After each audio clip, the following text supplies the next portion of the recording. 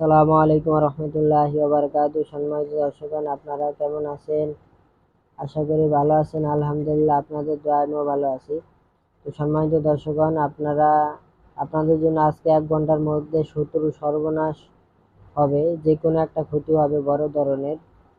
শত্রুর অত্যাচারে অতিষ্ঠ হলে নিচের নকশা প্রয়োগ করবেন। এই আমলের বরকতে 1 ঘন্টার মধ্যে শত্রুর সর্বনাশ হবে। এই নকশা এটা। তো সম্মানিত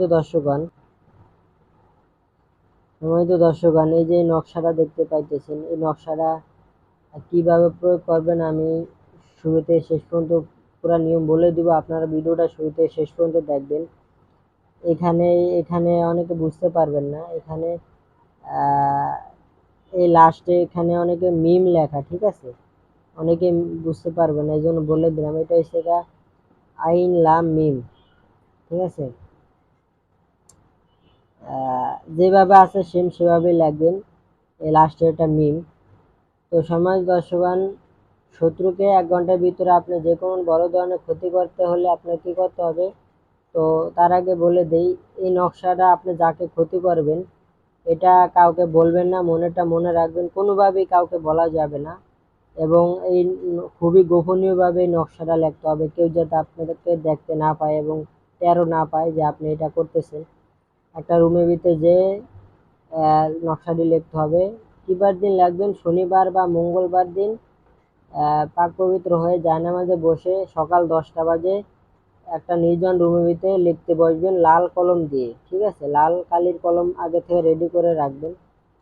লাল কলম দিয়ে শনিবার বা মঙ্গলবার সকাল 10টার সময় আপনি জায়নামাজে বসে এই নকশাটি লিখবেন। তো আগে নকশা লেখার আগে শরীর বন্ধ করে নেবেন 3বার আয়াতুল কুরসি পড়ে। তারপরে লাল কালি দিয়ে পুরো নকশাটা লিখবেন। লেখার পরে আপনি এই নকশার নিচে শত্রুর নাম লিখতে হবে। কিভাবে লিখবেন? শত্রু যদি মেয়ে হয় এখানে মেয়ের নাম লিখবেন, মাঝখানে বিনতে, বর্ষা বি ন তয়কারিতে বিনতে, পরে মেয়ের মার নাম। শত্রু যদি আপনার ছেলে হয়ে থাকে তাহলে এখানে ছেলের নাম, পরে মাঝখানে বিন, বর্ষার বিন ও বিন, পরে ছেলের বাপের নাম লেখা হয়ে গেলে তারপরে আপনার কি করবেন? মোমবাতি আছে, মোমবাতিটা এটা বলতে মনে নাই, মোমবাতিটাও আপনি এনে রাখবেন আগে রুমের ভিতরে। মোমবাতি আর একটা ম্যাচ লাইট এনে রাখবেন। নকশাটা লেখা হয়ে গেলে লাল কলম দিয়ে সাদা কাগজে লেখা হয়ে গেলে এটা বাস করবেন। বাস করে আপনি এই নকশাটা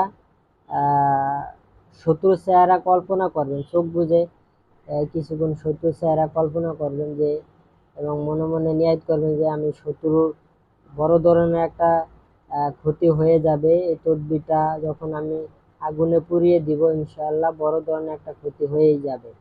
এভাবে কিছুক্ষণ চিন্তা কল্পনা করে এই নকশাটা আপনি আগুনে, ওই মোমবাতির আগুনে পুড়ায় দিবেন। পুরায়া যখন ছাই হয়ে যাবে, একটু যাতে না থাকে, পুরাটা যাতে পুরো ছাই হয়ে যায়।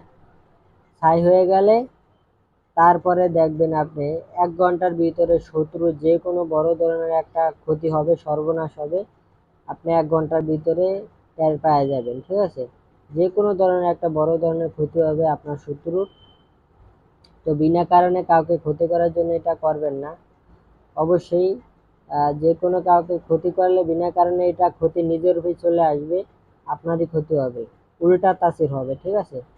তো আশা করি আমার কথা বুঝতে পারছেন। তো এতটুকুই। আসসালামু আলাইকুম রহমতুল্লাহি ওয়া বারাকাতুহু।